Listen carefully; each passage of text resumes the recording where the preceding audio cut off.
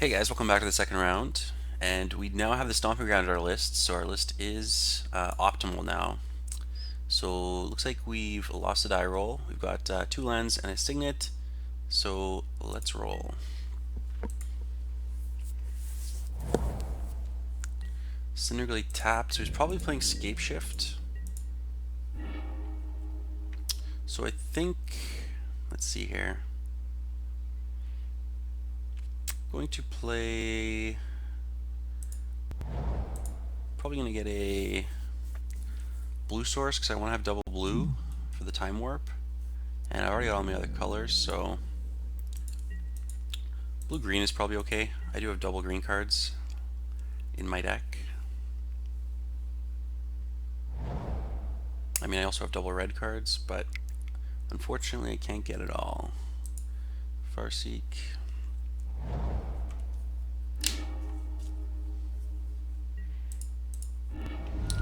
Two can play this ramping game, sir. So I want to get a green and a blue.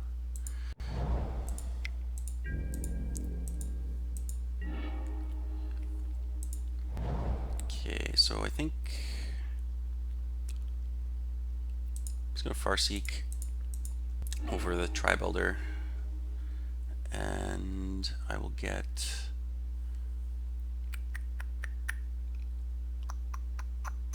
mana base is the most complicated thing with this deck. I guess I'll just get a Stomping Ground. Hopefully it lets me take it. There we go. He probably thinks that I'm on like Bring to Light Scapeshift or something, when really we're on something much better.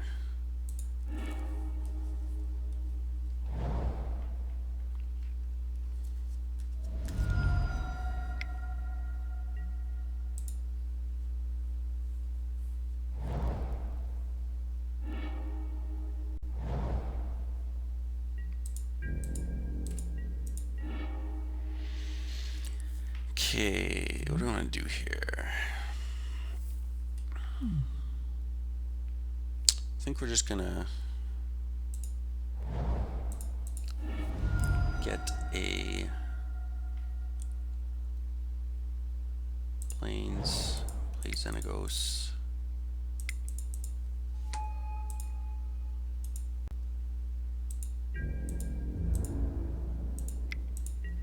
We're basically just hoping the opponent doesn't have a Scapeshift or a Primeval Titan or a Summoner's Pact, which looks like he does.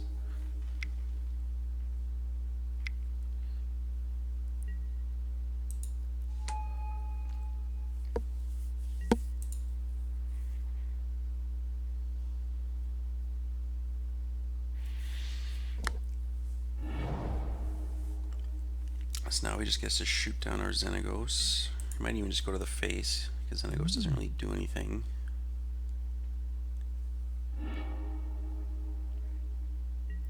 So this is why, like, Jace, the Mind Sculptor, is probably fine in the format. Because imagine that was a Jace. I played it, I Brainstorm, and then it just dies. So it's basically a 4-mana Brainstorm. Let's see here.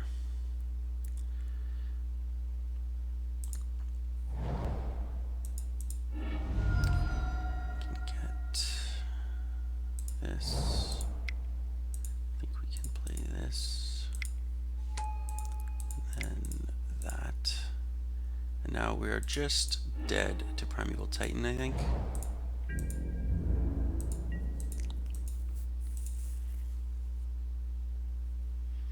Because he's going to attack, deal a 6, get probably a Valakut at a mountain.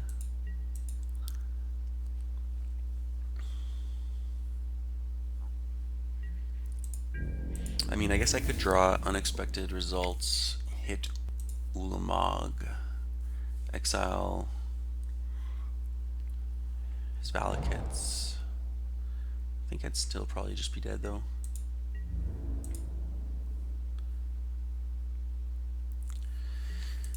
Now he just needs to go like Mountain, Farseek, hitting me for 18. Solemn, that's a different one. I don't think these lists usually run solemns.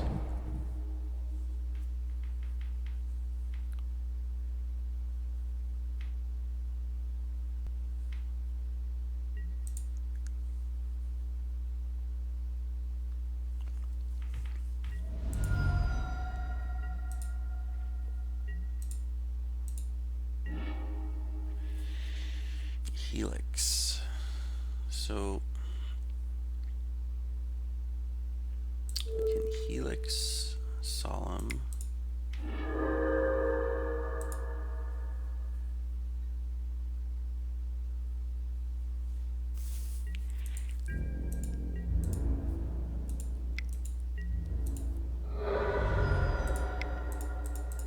Take an extra turn. Whoops.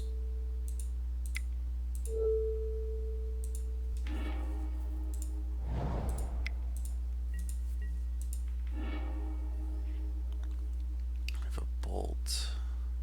So we are just dead.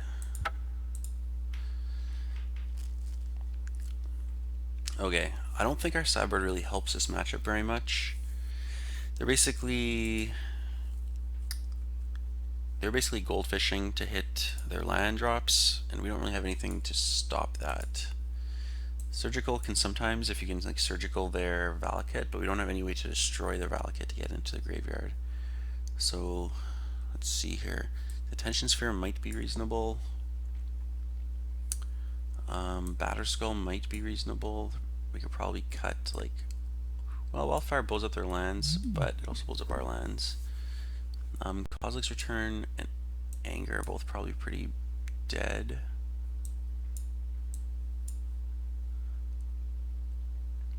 Spellskite might be okay, because I can redirect their Valakut triggers to it. Relic is probably fine to cut. So I think the way we can potentially win this is if we go like turn 1 Noble Hierarch and just outramp them into a threat.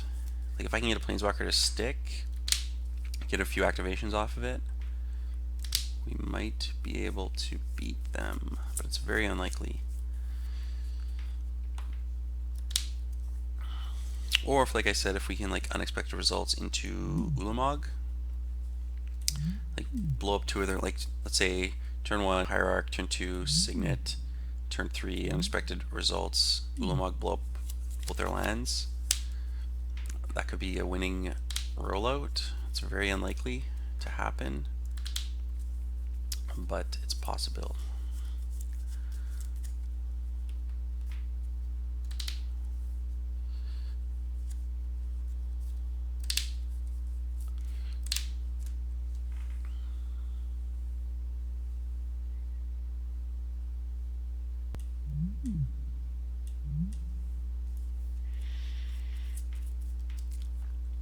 So my opponent is just sideboarding himself. He's wondering, what the heck do I bring in against this beautiful deck I'm playing against? He has no idea. He's searching the internet, trying to find the list so he can optimally sideboard. But I don't think he's going to find it.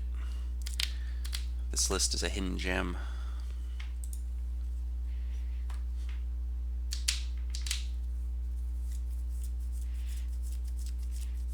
So while we're waiting to sideboard here, if you guys have any suggestions for lists that you want to see in upcoming videos, don't be afraid to comment or send me a message if you have me on any sort of Facebook or anything like that. Let me know what you guys want to see.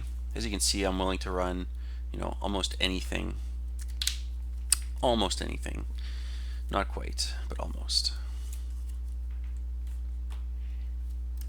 So it looks like my opponent went to time here on sideboarding. So we should be headed to the match right away. Okay, so now we're definitely going to want to go first.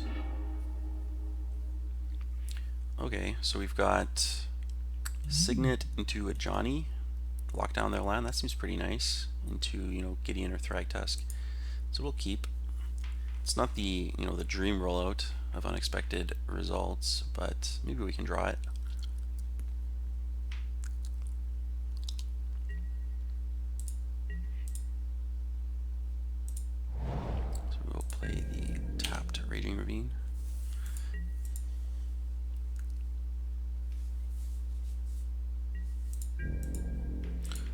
Turn 1 Valakut is a reasonable sign. It means there's no suspended mana ramp spell. So what do we want here? We definitely want probably another green. So, and I already have blue with the Signet. And I already have almost everything with the Lantern, so I'll just... There we go. First a ramp.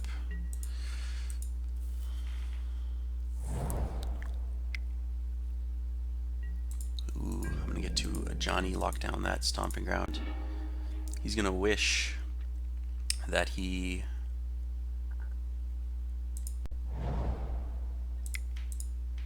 played that untapped.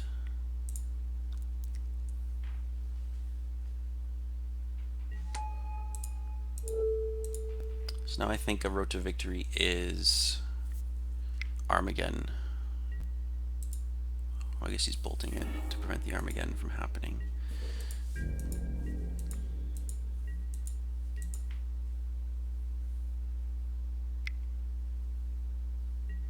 Double bolt.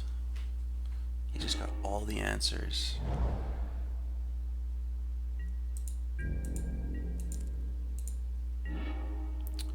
Okay, so what hits harder? This turns into a 6/6. This turns into a 5/3.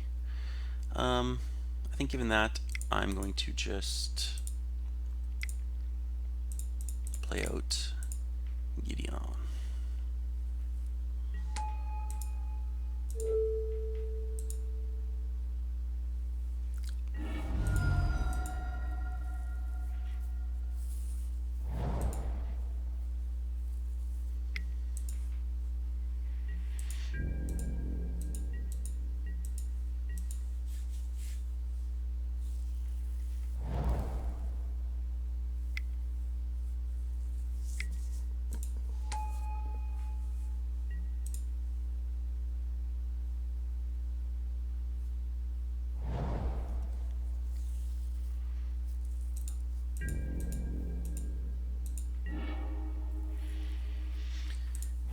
So we can shock, we can bolt,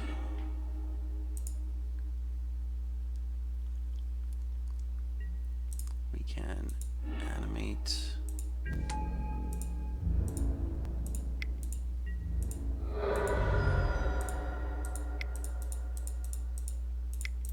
gonna jam the Thrag Tusk.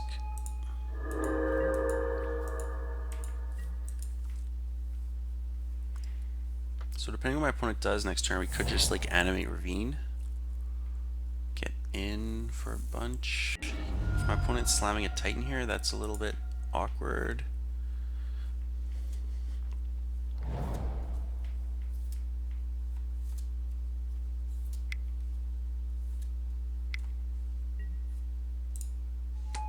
And of course, he's slamming a Titan. So if I can draw a Path to Exile, my Singleton Path to Exile, then I might have a chance.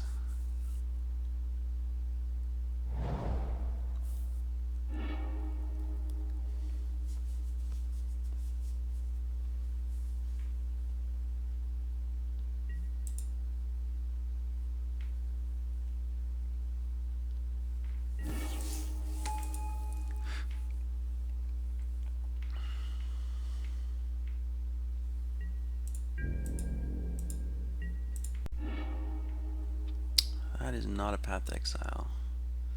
Okay, what's my best road to victory here? Probably just animating everything and getting in. I think I can play Signet though.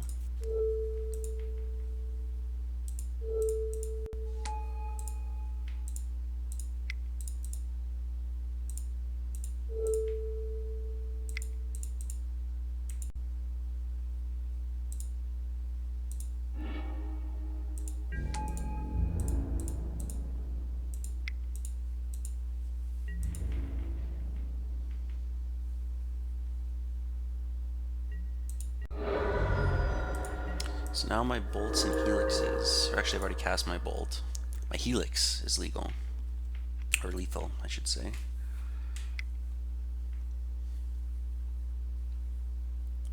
Could, however, just be dead here. If he goes like attack, get 2 more Valakutes, play land, that deals 12 plus any ramp spell. Yeah, now we can just go get 2 Valakutes, attack, get 2 mountains, deal me a ton of damage.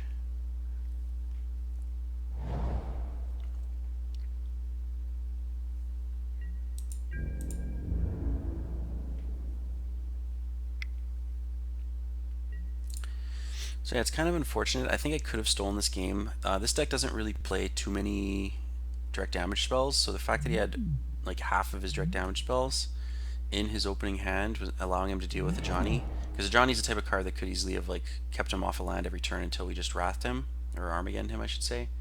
But he happened to have the 2 bolts, which is, you know, good on him to have those 2 cards. But at the same time, it's a low percentage chance that he would have those cards. So I think this is also a good kind of display on why, you know, a lot of decks don't run Planeswalkers, because in Standard they're really powerful because the games drag on and you get multiple activations out of them. But in Modern, you know, you play a Planeswalker and it just kind of immediately dies. Or in Gideon's case, it just didn't have, you know, a super powerful effect. It got him to 3, but ultimately, you know, these slightly more proactive cards are taking over the game here.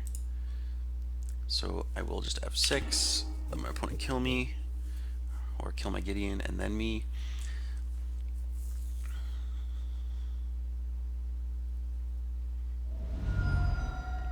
Maybe my opponent accidentally attacked Gideon, in which case I'd be alive, and then a top decked Helix would win the game, but it doesn't look like it. I'm dead. Okay, well there you guys have the Scapeshift primetime matchup. Didn't look too good for us, but we will join for a 3rd round, and we'll see you guys there. Hopefully it's a good match. We'll see you guys.